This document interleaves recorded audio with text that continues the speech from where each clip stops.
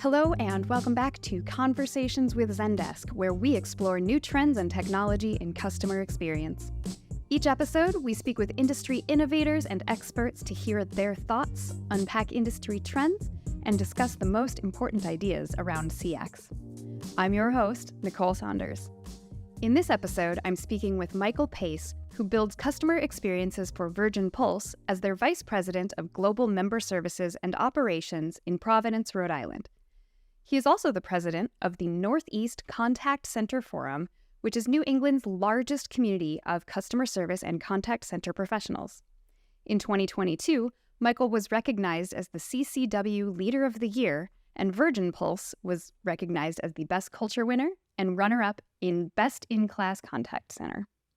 Michael has accomplished so much at Virgin Pulse, and he has some great insights to share about how he helped to scale their self-service operations and actually saved money on support even as the customer base was in a phase of rapid growth. Stay tuned to hear all about it. Hi, Michael, and welcome to Conversations with Zendesk. Well, hello, good to see you, Nicole. How you doing today? Doing great. It's beautiful weather up here in New England, so I'm doing great. Glad to hear it. I'd love to have you introduce yourself a little bit to the audience and provide some more context. So, Michael, who are you and why are you part of this conversation today?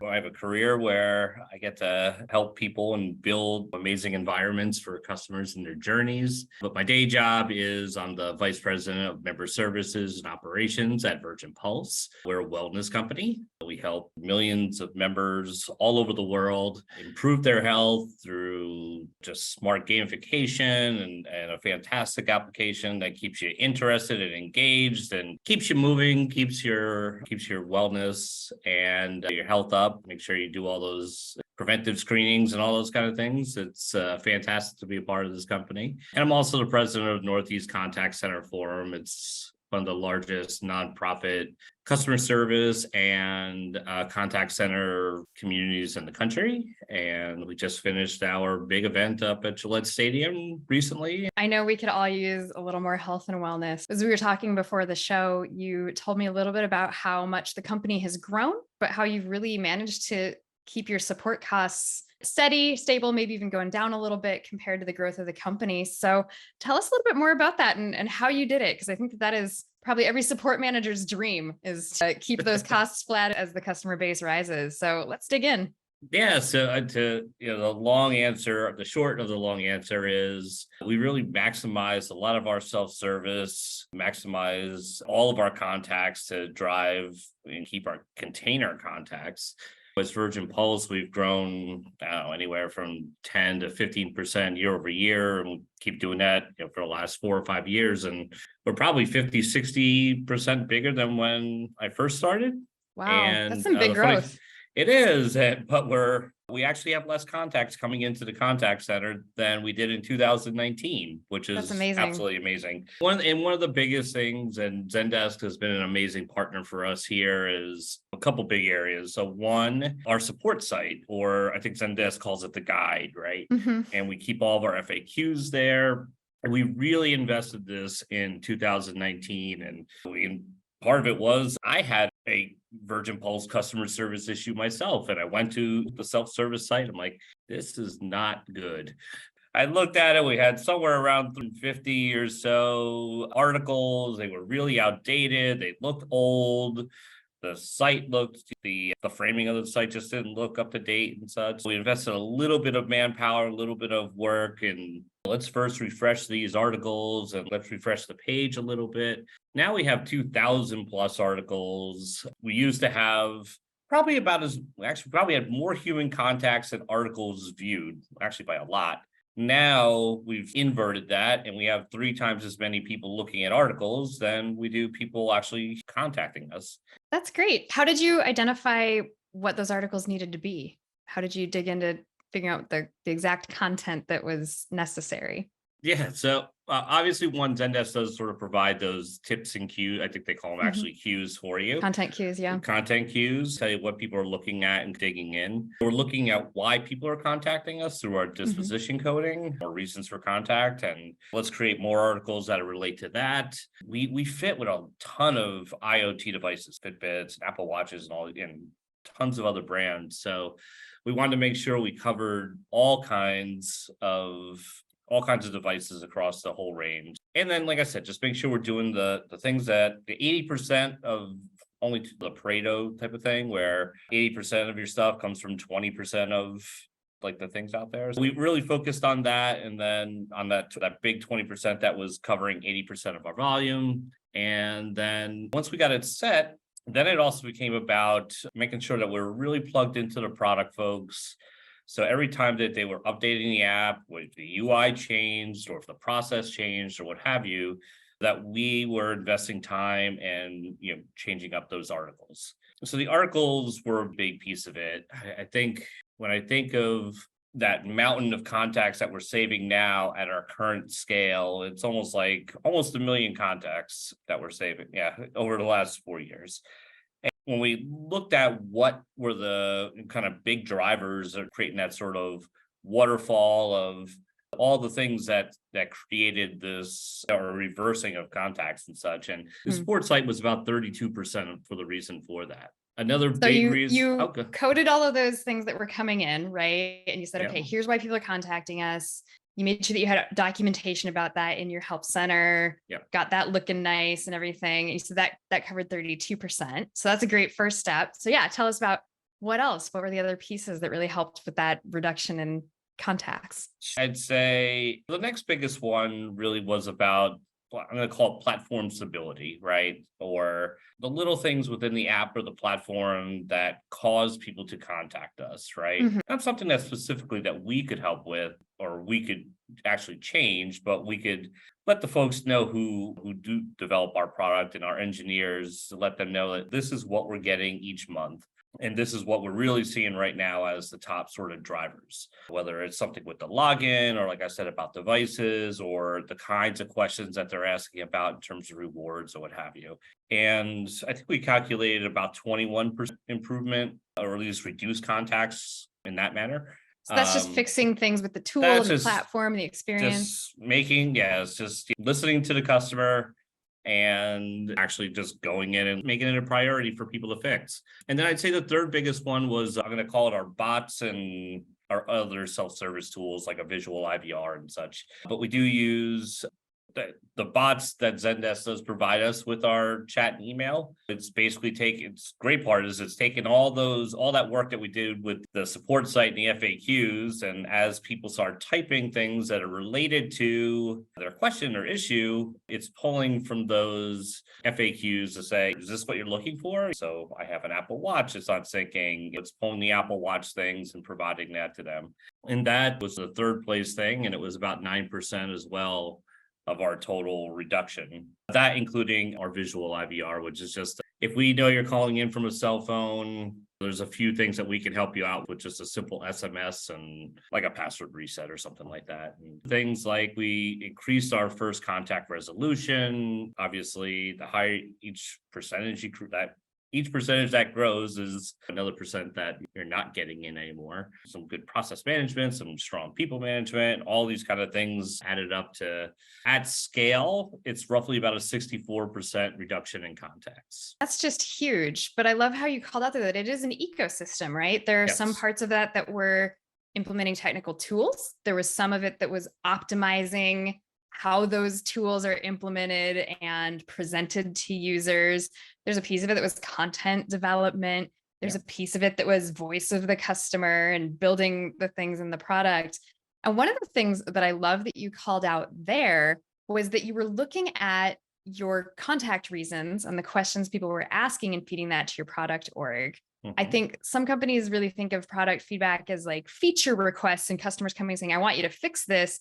But the reality is every question that gets asked of your support team is product feedback because it's something that didn't work as expected or wasn't intuitive.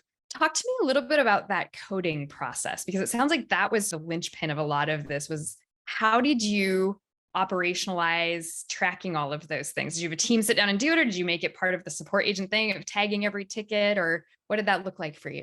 Every conversation, regardless of channel, receives a reason for contact. The big part is that's almost the easy part. Getting all these people are contacting you, getting the info out, and then it becomes how do I get this insightful information into the right hands to actually make things happen? And I'm personally a gigantic fan of not only transparency, but the discipline of dashboards. So every month for the last 49, 48 months, or probably like 52 months now, we have produced a member services dashboard. Now it has all of our quality of experience metrics. How do people feel about the experience? Our cost, scale, flexibility metrics, which is a lot of stuff we're talking about right here. Our people metrics. Of course, the people are your most important asset, which they are to us here. You got to make sure you're measuring that. And then also your operational excellence, which is like your risk management and your discipline and all those kind of things. One of the pieces of that content that almost everybody, so this goes out to every single director in the entire company. Wow. That's like a lot of great visibility on that every data. single month. This is the last 3 months of disposition coding that we've seen. These are the top 15 reasons for contact. Would love your thoughts on these different type of things. And some of it's organic in that they just see it and the product people are actually changing things before we even know they're actually working on things and such. Sometimes it just becomes things that we push hard, and we obviously have the data right here. One of the things for me that I think it's really powerful about these dashboards and making sure they're communicated out is good or bad, it's really important, right? So yeah, obviously you have a great metrics month, all your service levels are in line, you hit every kind of KPI that, across your board. It is great celebration to get out to everybody, right? And make sure, your story, that's part of that dashboard, is in there too. But you're going to have things happen, right? Where, either your forecast comes in hotter than you thought, or something broke, or whatever the case is. Tough sending out that one, right? When you got these metrics aren't looking fantastic. But when you work with a great team of people, they understand that they're all there to help you too, right? So more often than not, the feedback isn't, I don't think I've ever gotten feedback like, you got to fix this. It's more of, how can we help you fix this thing? And sometimes it's things I didn't even know that were like actual problems, because it's 2 or 3 kind of points down the line, or somebody has a relationship with a part of the company, part of the larger environment that might be causing some of the issues or what have you. And so it becomes, it's earned media type of thing, right? Yeah. You just put it out there and it grows itself and people help you out. And a lot of that platform stability stuff just comes from being really diligent about getting that information out, being really transparent. And then I guess it's about being lucky about working with a lot of great people who want to help you out too. It sounds like you've got a culture that is very cooperative, right? I definitely see how for some teams it could be scary to put out that dashboard and be like, hey guys, here's all of the things that customers don't like about our product. That doesn't feel good. But it sounds like your team is really good at approaching that as, hey, here's some places that we can help people. What do you think Virgin Pulse has done to really help develop that culture of collaboration and trust where you can be transparent and it's not throwing anybody under the bus or anything?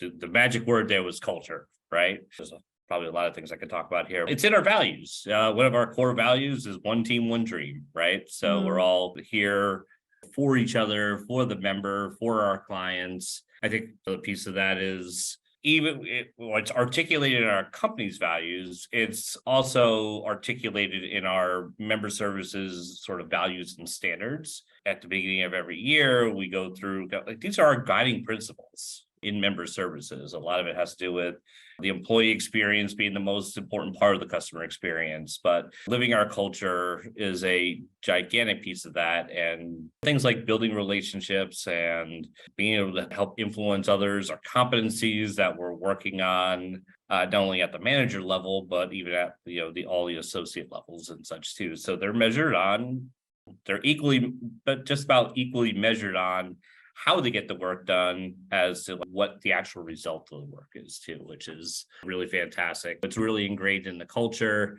level, but also in our department level as well. We've talked about how implementing all these things really helps with your support, right? And obviously it's helped you to improve your products and your offerings a bit.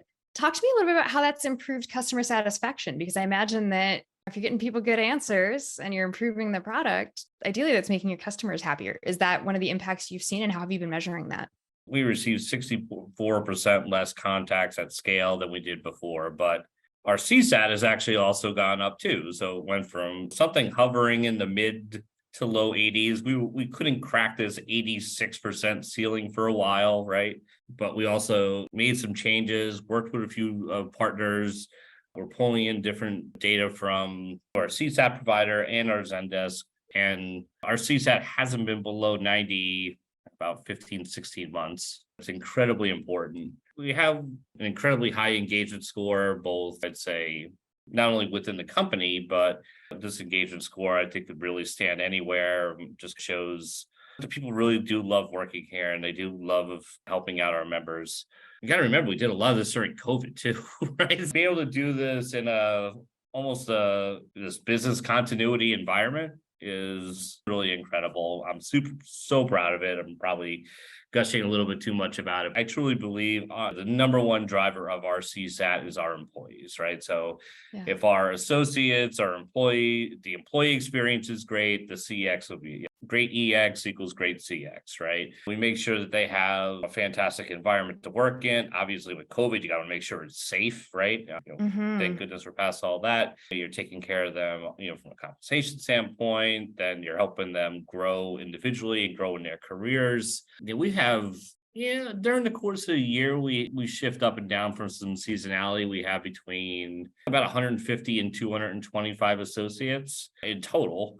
But over the last 2 years, 2.5 years, we've had 100 associates in member services get promoted into other roles throughout the company. Or 80% of that 130 are in other areas. We're also now sort of seeding the rest of Virgin Pulse with these people who have an understanding of the member and all the things that the member services team people go through. And for the associates, it's fantastic because I'm a big believer in the best motivations for folks is growth, right? And when they see a fantastic career or light at the end of the tunnel, or really just doing what they really want or eventually want to do or figure out what they want to do, helping them get there through really strong management and kind of providing them the opportunities, and then obviously making sure they understand those opportunities are out there is incredibly important. And you're also going to get folks who just want to be the best call center customer service folks in the world. So we're talking about like safety and growth and these kind of things. The things that we hear about now in the employee survey are tools.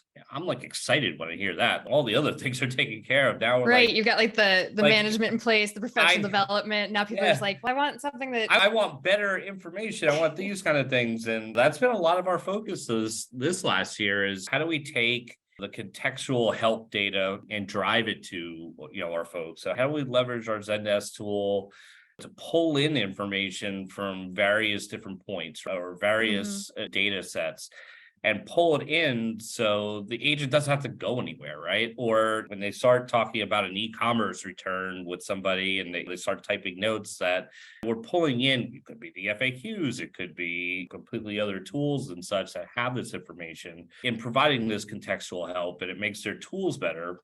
And that's really like one of the big things we're focused on right now with them. It sounds like you've got this amazing culture. You're doing a really great job of developing people and helping them grow in your careers. And I really want to call out what you said, that a great employee experience is what makes a great customer experience. And I think that is so true, because if your employees aren't happy and feeling empowered and feeling good about things, how can they offer great support and service to your customers? So you've improved your support, you've improved your customer satisfaction, you're doing amazing things with your employees. What was the hardest part about this journey that you've been on over the last couple of years? I know you mentioned doing it during COVID, which is certainly a challenge that we've all had to face with various projects over the last few years. But what were some of the biggest challenges or hurdles? And did you have anybody that was pushing back at any point? Oh yeah. The line of success is not a straight line typically, right? It's a pretty It wasn't all one. just sunshine and rainbows for you? No, it was pretty squiggly. I can say we've been pretty lucky that we've got to be able to work with some fantastic people. But I think we have the same type of problems and issues that everybody has, right? Folks asking you to do more with less. Yeah, that's been a big challenge lately for a Yeah, lot of companies. right. Do more with less. We don't have the funding to bring on 3 or 4 more people, or 5 or 6 more people, or how many you think you need at this point in time, right? hmm Well, and that's, I'm sure, part of where that tool conversation comes in is, okay, you either need people or you need technology, one or the other. And how can Right. you scale that and which one's more cost effective? And how do you put these things together? I think the harder things are usually with the besides for the do more with less, which everybody has that problem in the customer service world. Right. I think it's the things where you're like, I know what we need to do. I know what it is. I know what the end piece looks like. How can we get there? How can we get there faster? How can we get Through the everybody journey. aligned and go there? And we talked about it when I joined in late 2018 and really like December 18. So really 19 was my first year. And Yeah. the way we described it was we're flying the airplane while we're building it. I've been on a lot of those airplanes in my life. Yes. So we can't stop doing what we do every day. Right. Members need help and we're going to help them out. But we need to be able to do that and grow our infrastructure, change our infrastructure, change our processes, upskill our people, all these different things, right? Mhm. We're successful now. It doesn't mean we're stopping. We're still building for the future. There's still the great part is there's still a lot more room to grow and so places to go and things to do. I was going to ask, what's next? It sounds like you've optimized all sorts of things, but surely there's a next chapter. What are you focusing on? Yeah, I'm going to give you an answer that it's not going to surprise you. I'm pretty bullish on the AI front myself, whether it's the chat GPT news or people just getting used to it. But I do think the improvements in conversational AI tools is going to be pretty dramatic for customer service and the broader contact center industry. Hopefully, I'd love to be able to take the everyday sort of questions and have members who want to go down that path of the self-service and let them go down that path and be able to get the answers that are being, again, very similar, that collect that contextual help and being delivered through Yeah. AI. I'm not suggesting Terminator 2, Skynet, whatever type stuff, and blowing this whole thing up. There's going to be a lot of room for the customer service world in the future. 20 years ago or something like that, everyone thought websites and customer service, right? I think now we just have more places for people to contact us through with websites and other kinds of things. We're definitely bullish on, I'm going to say dipping our foot in to the AI space. I'm not saying it's more than a toe, but we're not going to jump a whole You're body not even in. head first. No, well, I think one is it's the speed of its change is absolutely incredible. Each month you're hearing a new type of thing, a new large language model or something like that coming out that could really impact the conversations you're having with folks. We're going to start with chat. It feels like a chat or messaging.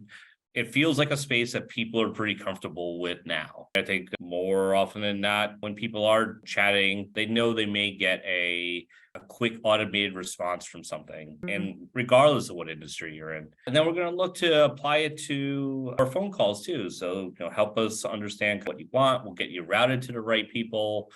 If you do want to go down a self-service path, we're going to give that to you too. There's a lot of people, I think I'm one of them, who would prefer that digital channel first. And for a lot of things that I'm working on or things that affect me, of course, if it's something financial or really impactful, I want a person type of thing. And let's get them to Right. those people. So that's what I mean by we're going to go more than a toe. We're not jumping in wholly. I think we're going to dip our foot Starting where it in. makes sense. Yeah, Good. starting where it makes sense. See how big or small this is actually going to impact. I think some folks will tell you, oh, this will take 40, 50, 60% of your contact or intercept your contacts. I'm not sure yet that's going to be the case, right? So let's get a baseline of these kind of contacts are being serviced via automated attendants. Are people complaining about those automated attendant or those Right. AI I'm sure you'll things, keep right? collecting all that good So feedback on keep it. collecting that feedback and then either slightly adjust, or it could be this isn't quite right for a machine. This is really what we need a person for and such. You've talked a lot about your employee experience and how important that is to you. Have you Yeah. given thought to how AI might help improve your employees' experiences and how that might be used, whether it is to make the act of being a human supporting a user a little bit easier, or I know that a lot of companies are experimenting with it. How are you thinking about it for the internal use case? Yeah, I think there's definitely a few. So first one, going back to what I was talking about before about how do you get that contextual help, right? We have data in 4 or 5 different places. As a growing company, you start building out one thing, then another thing comes in. There's another tool somebody introduces, right? We have account management teams who use a different tool, and they're all over the place. So we want something that could aggregate those things, find the right answers, deliver them to the agent where they are while they're working on whatever they're working on, whether it's working on a chat or working on an email or searching for it when they're on a phone call. Pulling those type of things in. I think there's a lot of opportunity to take the conversational voice stuff and summarizing it, and the whole That's a great taking use notes type case. of thing, right? So take these AI things that are able to do sort of the speech to text type of thing, and then chat GPT that text and summarize that, throw it in your notes and move on. Or it could be do all that, summarize the notes, put the disposition in, put the tags in. There could be a few steps I think we could eventually automate down the line. We're not throwing all this kind of stuff at everybody at first. Eventually, it could also even help with actual writing the actual chats, with actual writing Right. the emails back to people and things like that. It sounds like being really intentional and thoughtful about how you implement things has been one of the keys to your success with all of this. Clearly, you've given a lot of thought to what it needs to look like, what needs to be involved, how it's going to impact that employee experience that is so important. Do you have any concerns around AI potentially disrupting your employees' job satisfaction or the jobs themselves? I know that one of the big concerns for support agents around the world right now is, are their jobs going to be replaced? Do you see this as an augmentation or a replacement, or how do you see that playing out as you think about your company culture and the value of those employees that you are so focused on? It's fantastic to be a part of a growing company, right? Yeah. So yeah, again, if we're growing 10, 15, 20% every year, right? That means the support needs are growing by that. And I got to figure out different ways to keep things at or where they are today. So I think part of it is it might slow down more new people getting to experience the Virgin Pulse employee experience, because we hopefully wouldn't need to hire so much. But yeah, I do think for the folks who are here, if we can get rid of some of the repetitive tasks, typically the contact center space is an entry point, like I said earlier, an entry point to other areas of the company. If they understand the kind of the core pieces of AI and how AI can help them with different things, if they could take those skill up, we can upskill those skills, and they could leverage those into HR or marketing or other IT help desk groups or what have you. That's a great point. Learning how to use AI in a customer service setting could really be a great skill developer for all Yeah. sorts of different fields where this is going to be starting to come into Yeah. play.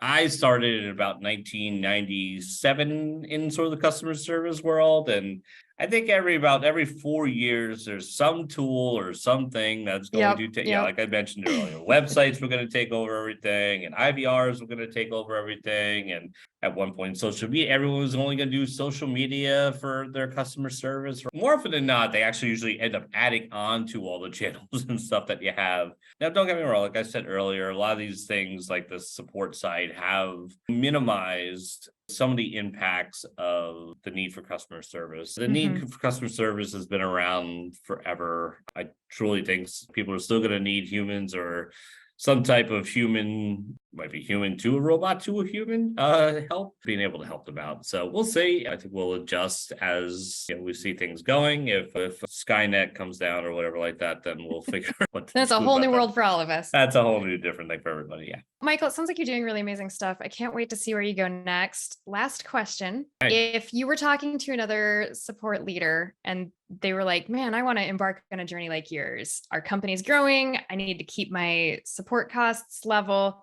What would be your biggest piece of advice? If you haven't already thought about your knowledge base and built that out, it's such a great hub for so many different areas today, right? So all this AI stuff we're talking about, it needs to learn from somewhere, right? It needs to get this information from somewhere.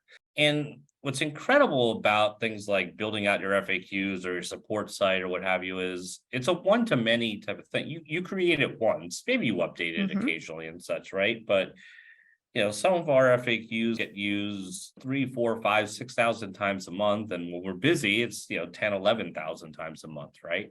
And those are theoretically, those would have been people calling in or emailing in or chatting in that would have taken another human from supporting another person who's contacting with a much more sort of difficult type of thing. It's incredibly scalable on that. So you don't need a ton of people to focus on your self-help and your self-service tools and such, and to keep them updated and all those kind of things. That to me, it was just such a game changer. That's where I would go first. And then let that site feed into your contextual help or your AI contextual help. Or training is hard nowadays, right? We keep asking our contact center agents to do more and more. Let's make it easier for them to go find the more versus trying to teach them all the more and type of thing. I'd focus on your knowledge. That's what I would say. Great. My takeaways today, like you said, focus on that knowledge base. Make sure you're listening to your customers to inform what needs to be there, and make sure you're focused on your employee experience, because that's going to go a long way in making a great customer experience. So thanks so much for joining me today, Michael. This was a really great conversation, and look forward to catching up again sometime in the future. Thank you, Nicole. This was great. Thank you. Well, that was a really inspiring conversation. It is just amazing to hear what Michael and his team have accomplished in these last few years over at Virgin Pulse. I love how focused they are on the employee experience and the impact that has on the customer experience. It's such a key thing to call out, especially in these times where we're all feeling a little tight and a little stretched in our work. They've also done a really amazing job building out that knowledge base and doing it by listening to their customers and understanding what's most important to them. I hope that you enjoyed that conversation and had some useful takeaways out of all of it. In our next episode, I'll be speaking with Matthew Hudson, who writes for The New Yorker.